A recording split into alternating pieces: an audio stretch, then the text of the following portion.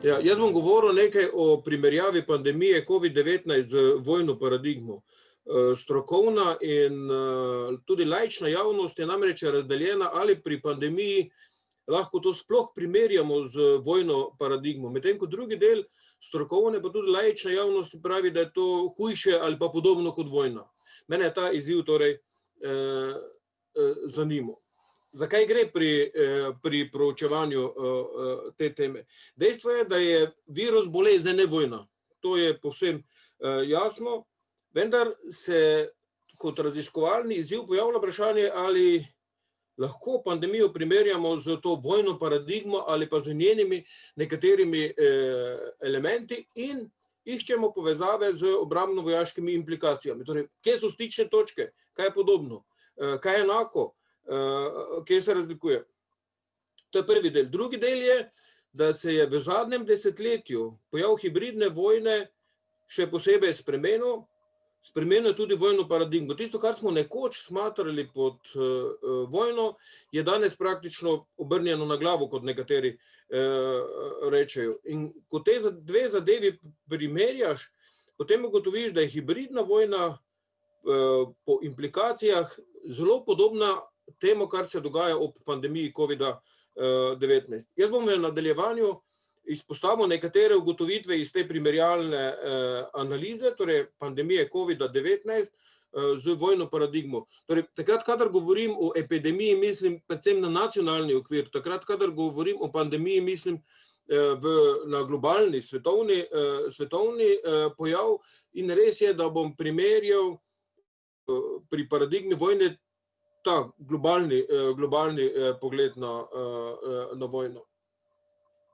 Najprej začenjam s tem, torej tako imenovanim grand strateškim okvirom, se pravi veliko strateškim okvirom, in se tukaj sklicujem na tako imenovano strategijo MAGA, Make America Great Again, ali lahko tudi AGA, kot nekateri pravijo in kot je zdaj že bivši predsedniški kandidat nosil na svoj kapik.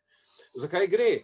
Ameriško grand strateško oddaljevanje se je začelo pred 4 leti, ko je Amerika se začela oddaljevati od multilateralizma in se je orientirala bolj kot na Evropo in Bližnji vzhod, na Daljni vzhod in Pacifik, ter proti njenemu najresnejšemu gospodarskemu tekmecu, kateri je bil prevladujoči pristop pri tej strategiji. Ekonomska vojna, ki je bila tudi javno razglašena, oziroma predsednik Trump je napovedal ekonomsko vojno Kitajski. To se je nadaljevalo z carinskimi spopadi za nove carinske sporazume. Na drugi strani pa smo bili priča azijskemu trgovinskemu paktu, ker tokrat ni bilo več Združenih držav Amerike, ter v nadaljevanju tako imenovani COVID-19 zaroti ali odzivu, če smatramo to, kar je bilo velikokrat v ameriški javnosti povedano, pa ne samo strani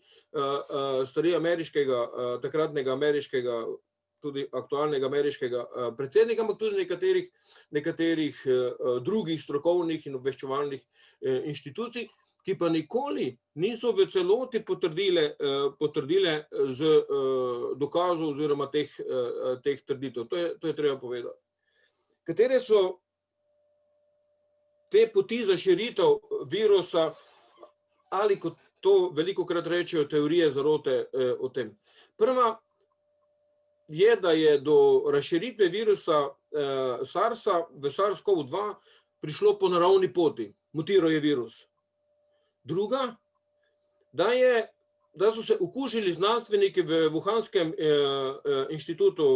virološkem inštitutu, oziroma da je prišlo do nenadzorovanega izhoda virusa.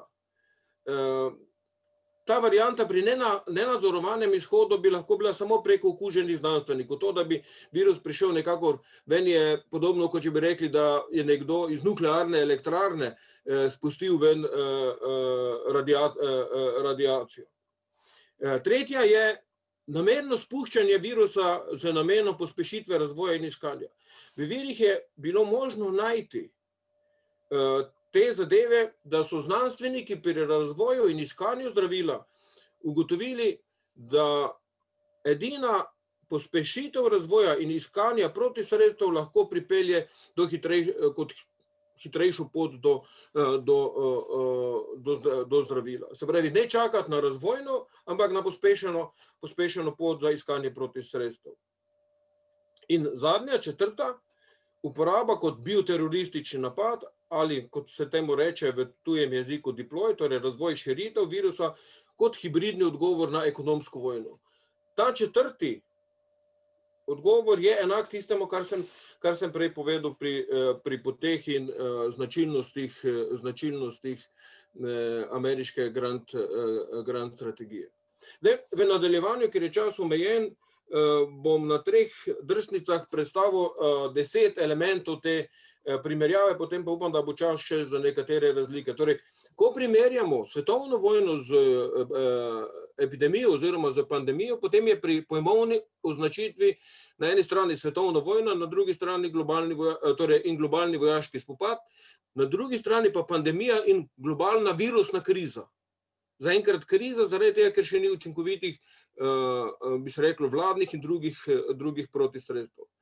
Ko govorimo o splošni značilnosti pojava, potem je pri vojni to vojno stanje, vojne razmere in vojaško delovanje.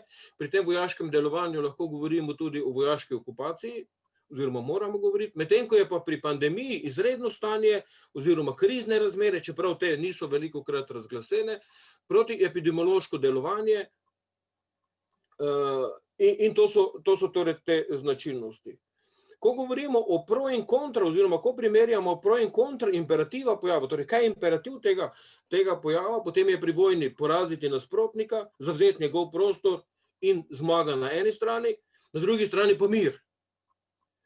Pri pandemiji je obvladati epidemijo in omejiti oziroma preprečiti širjenje, zagotoviti odpornost in prekuženost in zdravje. Se pravi, če bi naredili to zelo poenostavljeno primerjavo, potem bi rekli mir proti zdravju. Katere so posledice tega pojava? Pri vojni mrtvi in ranjeni vojaki in civili. Dalje, uničena ali poškodovana infrastruktura in veliko oziroma pogostokrat fizično uničeno gospodarstvo. Kaj zasledimo pri pandemiji? Pri pandemiji zasledimo mrtve in preživele s posledicami bolezni. Se pravi, na mesto invalidov imamo tiste, ki imajo neke posledice bolezni, ki jih danes še ne priznavamo kot invalide. Potem paralizirana infrastruktura. Torej, tukaj ne gre več za fizično uničeno oziroma paralizirano infrastrukturo, ampak infrastruktura, ki ne more služiti svojemu namenu, in onemogočeno delovanje gospodarstva in javnih, seveda tudi privatnih podpornih in oskrbnih služb, se pravi servisov, kot bi temu rekli v tujem jeziku.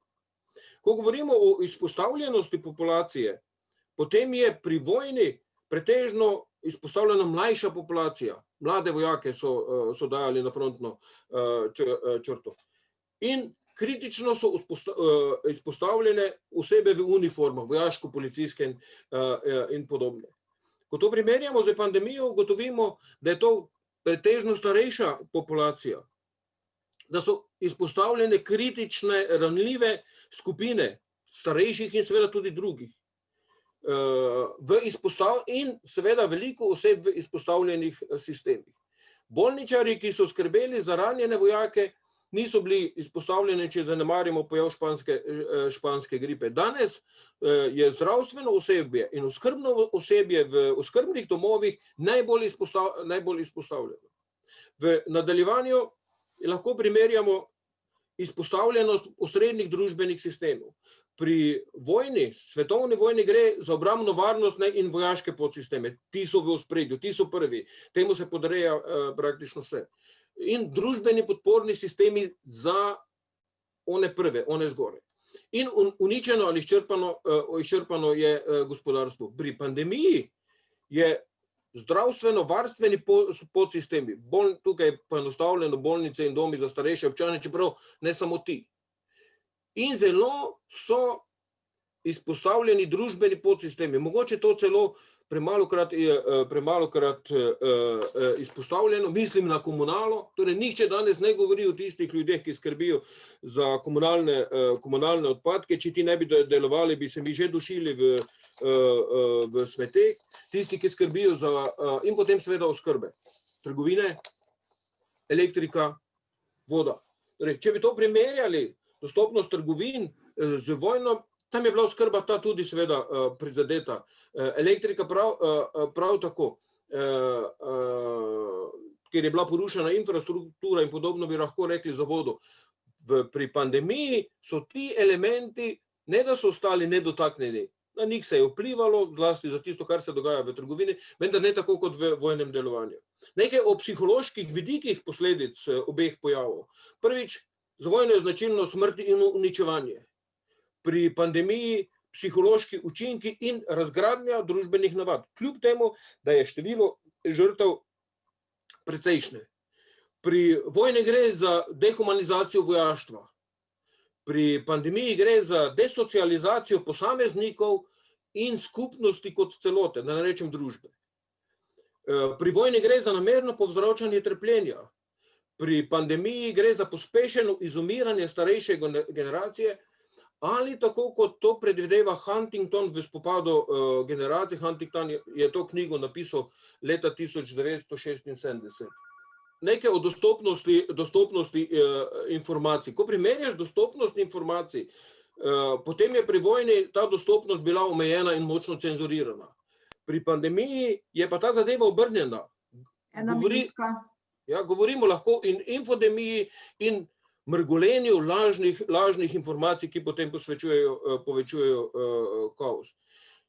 Še nekaj o odgovornosti države do žrtev. Pri vojni država mora skrbeti za veterane, za vojne in civilne žrtve vojne. Pri pandemiji država zaenkrat nima še nobenih obveznosti razen sanacije posledic.